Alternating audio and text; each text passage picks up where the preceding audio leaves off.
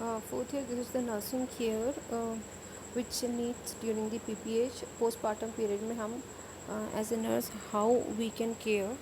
Let's see, give the medication. This is the last option that will take during this care. Medications will provide, yeah, medication like pitocin, methargine, and carbaprost. This hemabate is a one medicine, and the methargine. These medications are specially to control the bleeding. This actions of this medicines are they strengthen the uterine muscles also, and it reduce and it control the bleedings. Okay, replace blood fluids, जितने भी blood out हुए हैं that will replace, और जितने भी blood के साथ में जितने फ्लूइड लॉस होते हैं वो रिप्लेस करने के लिए will give the IV fluids and Ringer RL. DNC and hysterectomy is the last option that will go with this. Now next is trauma. मैंने आपको बताया था etiologies ऑफ PPH में कि trauma, if there is any trauma, अगर कुछ trauma हुआ है पहले ड्यूरिंग दी डिलीवरी प्रोसेस, या कभी भी अगर कहीं पे भी इनसाइड दी वजाना और इनसाइड दी यूट्रस या इनसाइड द सर्विक्स, अगर वहाँ पर कहीं भी ट्रॉमा हुआ है तो ये PPH कॉज कर सकता है. ठीक है, तो these are the postpartum haemorrhage. First is laceration. मैंने बताया था लैसरेशन, अगर laceration is one of the trauma, अगर लैसरेशन हुआ है तो ये ट्रोमा हो जाता है. और laceration is there is a lots of cause of lots of bleeding. Okay, predisposing factors are spontaneous or precipitous delivery, size, presentation and position of the baby, contracted pelvis, vulvar, perineal and vaginal varices. These all are the predisposing factors which leads the laceration. Okay, sign and symptoms are bright bleeding where there is a sticky trickle of blood and uterus and the uterus remain firm. uterus ऐसे ही form रहेगा and bright red colour की bleeding होगी. Hypovolaemia होगा obviously after the lots of fluid and lots of blood loss, there is a chance to have the hypovolemia. The treatment and nursing care for the laceration which leads to PPH is will provide the inspection, meticulous inspection of the entire lower berth canal में हम inspect करेंगे कि कहाँ पर laceration हुआ है, so that we can treat that laceration. Suture any bleeders, अगर कुछ कहीं से ब्लीडिंग्स हो रही हैं, कहीं पे ट्रॉमा से ब्लीडिंग हो रही तो वो उसके सूचरिंग करेंगे. ठीक है. वैजानल पैक, नर्स में remove and assess bleeding after removal. Vaginal packs होता है जिसमें विल प्रोवाइड दी स्पंज और we provide the gauze pieces so that we can soak out the we can soak out the bleeding inside the uterus. Okay, blood replacement, अगर blood loss हो रहा है तो we can provide the blood transfusion. Okay, and this type of question can be asked in the examination. You are assigned to Mrs. B who is delivered vaginally. As you do your postpartum assessment, you notice that she has a large amount of logia rubra. अब ये condition के साथ में एक woman I है. ठीक है, what would be the first measure to determine if it is related to uterine atony or a laceration? अब आप your answer will be the feel the fundus if form. अब आप अगर कोई ऐसी वुमन आती हैं तो what you will do, how you will understand that is it postpartum, is it PPH, or this type of questions will ask they can ask in the exam. Okay, so be ready with this also. Next is hematoma. Yeah, need to teach this one, inversion of the uterus. The uterus, मैंने बताया था, inversion of the uterus also play or also leads to the PPH. postpartum hemorrhage leads करता है कि inversion of the uterus. अगर uterus inverse हो गया, कहीं इधर उधर घूम रहा है, टर्न आउट हो गया, टर्न इन हो गया, तो ऑब्वियसली कोई body parts normal situation normal position में नहीं रह के वो इधर उधर होगा, तो obviously it leads to some disease. Okay, तो क्या होता है, let's see the inversion of the in the inversion of the uterus inverts और टर्न्स इनसाइड और इनसाइड आउट आफ्टर डिलीवरी। क्या होता है, जैसे ही डिलीवरी के बाद यूट्रस जो होता है या तो अंदर की तरफ या तो बाहर की तरफ इन्वर्ट हो जाता है, that we call the inversion. Inversion are in two types, complete and incomplete inversion. A large red rounded mass protrudes from the vagina. अब ये कंप्लीट इन्वर्जन क्या होता है, जिसमें एक large red rounded mass that is uterus only protruded from the vagina. अब vagina की तरफ से उभरा हुआ मिलेगा। जब आप वेजाइना को इंस्पेक्ट करोगे तो वहाँ पर आई शो यू इमेज, अगर आप डालोगे ना इन्वर्जन ऑफ द यूट्रस, तो आप इमेज में जाके देखना, आपको इन्वर्जन दिखेगा किस टाइप का इन्वर्जन ऑफ द यूट्रस होता है। ठीक है, this is called the complete inversion. Incomplete inversion uterus can not be seen but felt. अब आप इसमें आपने पहले वाले में क्या देखा था, प्रोट्रूडेड दिख रहा है वेजाना से। ठीक है, आप देख सकते हो उसको कि वो उभरा हुआ दिखेगा। बट इनकम्प्लीट इन्वर्जन में क्या होता है, आप देख नहीं पाओगे बट आप टच करोगे तो आपको ऐसा उभरा हुआ फील होगा। ठीक है, तो this is called the complete and incomplete inversion of the uterus. And next, these are the predisposing factors which leads to the inversion. Traction applied on the cord before the placenta has separated. अब हम लोग nurse लोग कभी कभी क्या करते हैं, हड़बड़ी में जल्दी में जैसे ही बेबी डिलीवर्ड हो जाता है ना, हम प्लेसेंटा निकालने के लिए कॉर्ड को खींचते हैं, ट्रैक्शन करते हैं। हल्का हल्का करना चाहिए, वैसे उसको हल्का हल्का पुश पुल करना चाहिए, बट वी नर्स क्या करते हैं, हम लोग कभी कभार उसको ज़ोर से खींच देते हैं कॉर्ड को प्लेसेंटा आउट करने के लिए। तो उससे क्या होता है, यूट्रस जो है वो इम्बैलेंस हो जाता है और it leads to the inversion of the uterus. ये इन्वर्जन होने के चांसेस होते हैं इससे। ठीक है, next is don't pull on the cord unless the placenta has separated. एक और इम्पॉर्टेंट चीज़ करना पड़ता है during the delivery of the placenta. Cord को आप खींचो मत, खींचना नहीं है कॉर्ड को। क्या होता है, प्लेसेंटा जो होता है वो यूट्रस से चिपका हुआ होता है। अब प्लेसेंटा जो चिपका हुआ है उसको हमको सेपरेट करना है, पहले अलग करना है, तभी तो उसको बाहर निकालेंगे ना। अब चिपका हुआ प्लेसेंटा को बाहर निकालने के लिए हमको कॉर्ड, जो प्लेसेंटा से जुड़ा हुआ जो कॉर्ड है, उसको धीरे धीरे धीरे धीरे हल्का हल्का खींचना है, ताकि पहले हम सेपरेट कर सके प्लेसेंटा को।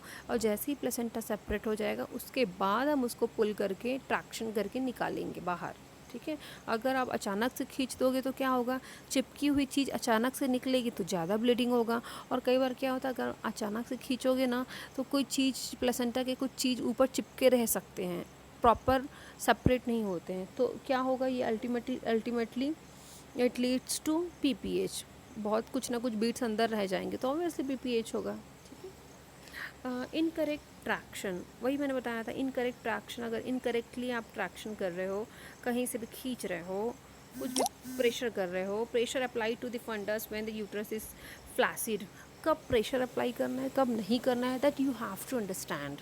ओके, और विदाउट ट्रेनिंग और without experience you can't track, you can't deliver, we can't, हम हरी बरी नहीं कर सकते हैं। ठीक है, don't use a fundus to push the placenta out. आप फंडस को पुश मत करो कि प्लेसेंटा बाहर हो। वो कई बार ना मैंने देखा है हॉस्पिटल्स में भी फंडस पे प्रेशर डालते। फंडस को हाथ रखना है फंडस पे, बट एक हाथ आपका कॉर्ड में रहेगा, कॉर्ड से आप ट्रैक्शन करोगे, एक हाथ आपका प्लेसेंटा पे रहता है, बट यूट्रस पे रहता है। अब यूट्रस को इतना प्रेशर नहीं डालना है कि वो इतना आप दबा रहे हो कि निकल जाए प्लेसेंटा, निकल जाए, ऐसा नहीं होता है। जेंटल मसाज और जेंटल प्रेशर की ज़रूरत पड़ती है और जेंटल ट्रैक्शन की ज़रूरत पड़ती है। ठीक है, so this was the inversion of uterus. See the image, you can see in this image,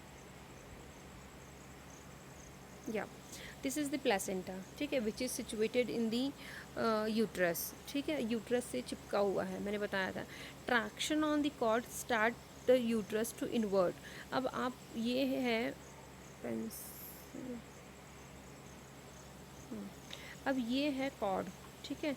इस कॉर्ड को पकड़ के आप पुल करते हो, प्लेसेंटा को खींचते हो। तो ऐसे सिचुएशन में आप यूट्रस का अभी कंडीशन देख रहे हो कैसा है। यूट्रस को अब आप, अगर आप प्लेसेंटा को खींचोगे तो प्लेसेंटा, चलो प्लेसेंटा अभी खिंचा रहा है, अब प्लेसेंटा को आप खींचोगे तो ये यूट्रस का पोजीशन देखो कैसे हो गया, ऐसा हो गया है। तो इसलिए पुल नहीं करना है, सबसे पहले सेपरेट करना है, उसके बाद पुल करना है। तो जनरल ट्रैक्शन से ही उसको सेपरेट किया जाता है। अगर प्लेसेंटा अभी भी चिपका हुआ है यूट्रस से और आप उसको खींचोगे तो uterus continue to be pulled and the invert, तो यूट्रस का शेप ऐसा हो जाएगा और वो इनवर्ट बाहर की तरफ आने लगेगा। देखो ये वाला पोर्शन, ये वाला पोर्शन देखो, ये वाला पोर्शन पूरा नीचे आ जाएगा अगर आप और खींचोगे तो, ठीक है। इसीलिए this is very important to remove or to prevent from the inversion of the uterus. You will not have to pull the cord को खींचना नहीं है प्लेसेंटा आउट करने के लिए, सबसे पहले सेपरेट करना है, ठीक है। See the image in this, uterus is inverted. अब इतना खींच दिया है आप लोगों ने कि अब इसमें पूरा यूट्रस, प्लेसेंटा भी ऐसा हो गया, यूट्रस भी पूरा इन्वर्टेड हो गया है, ठीक है। Uterus manually pushed back into the place. अब क्या होता है, आप इस तरीके से अपना फिंगर और अपने हैंड्स यूज़ करके यूट्रस को मैनुअली पुश करेंगे, अंदर की तरफ पुश करेंगे बैक इनटू द प्लेस, ताकि यूट्रस वापस अपनी जगह पे जा सके, ठीक है। And this are the treatment and nursing care, how you will take care of this inverted uterus. Replace the uterus, manually replace and pack the uterus. Manually आपको रिप्लेस करना है, हाथ से ही करना है आपको। Combat shock which is usually out of proportion to the blood loss, blood and fluid replacement देना है, ऑक्सीटोसिन प्रोवाइड करना है, इनिशिएट ब्रॉड स्पेक्ट्रम एंटीबायोटिक्स, क्योंकि there is a chance to have the infection also, क्योंकि पूरा internal जो organ है वो बाहर आ चुका है, तो ऑब्वियसली बाहर का एरिया इन्फेक्टेड ही है और there is a chance to get the infection. We need to insert a nasogastric tube to minimize a paralytic ileus. क्या होता है in this situation, nasogastric tube we insert to the woman so that we can minimize the condition of paralysis or paralytic ileus, okay. Next we'll see placenta excreta.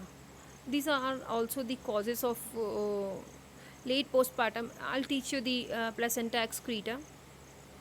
See what will happen, all or part of the decidua bacillus is absent and the placenta grows directly into the uterine muscles. मैंने बताया था placenta previa and placenta excreta, these both are the abnormalities of the placenta. अब इसमें placenta का normal situation ऐसा होता, sorry, placenta normally ऐसा situated होता है, but in this situation placenta is situated like this. In this situation what will happen, the placenta grows directly into the uterine muscles. अब placenta जो है वो uterine muscles में खुद grow कर रहा है, ठीक है। in this situation अगर अब placenta जो है, अब मान लो डिलीवरी होती है, इस प्लेसेंटा एक्सक्रीटा के साथ में बेबी अगर डिलीवर्ड होता है तो बेबी इजीली डिलीवर्ड हो गया, बट प्लेसेंटा को जैसे ही आप आउट करते हैं तो प्लेसेंटा क्योंकि अपने नॉर्मल जगह पे नहीं सिचुएटेड है, दूसरी जगह पे सिचुएटेड है, तो ऐसे जगह पे सिचुएटेड है जहाँ से आप अगर उसको बाहर निकालोगे तो डैमेज होने के चांसेस होते हैं यूट्राइन मसल्स को, ठीक है। यूट्राइन का जो इनर मसल्स है, रेसिडुआ है, रेसिडुआ बेसिलिस, वहाँ पे उनको डैमेज होने के चांसेस होते हैं। अगर डैमेज हो गया तो ऑब्वियसली ब्लीडिंग होगी, ठीक है। तो it also cause the PPH। अब क्या क्या साइन एंड सिम्टम है which indicate the placenta excreta. During the third stage of labour the placenta does not want to separate. Third stage of labour में क्या होता है, the placenta does not want to separate. Placenta अपने आप separate नहीं होता है, that you have to separate the placenta. Attempts to remove the placenta in the usual manner are unsuccessful and the laceration or perforation of the uterus may occur. In this situation what you will do, you will try to do the separation. Automatically the placenta will separate after the insertion of the oxytocin, वो automatically separations शुरू हो जाते हैं, ठीक है, with the help of contraction and relaxation. And the treatment, removal of the placenta, removal of the uterus or hysterectomy is the last option in this situation. Okay. Now is treatment, if it is only small portion that are attached, then these may be removed manually. तो हम हाथ से ही उसको remove कर सकते हैं. If large portion is attached, hysterectomy is necessary. अगर placenta का आधा थोड़ा बहुत पोर्शन अगर सिचुएटेड है, अगर अटैच्ड है यूट्रस से, तो हम उसको मैनुअली कर सकते हैं. अगर पूरा पोर्शन ही अटैच्ड है यूट्राइन वॉल से, तो एबनॉर्मली सिचुएटेड है, तो उसमें हमको there is need to have the hysterectomy. Okay. So this was all about the early PPH and causes of the PPH. Okay, in the next class we'll see the late postpartum hemorrhage and how we'll deal with this late postpartum hemorrhage. Thank you for this.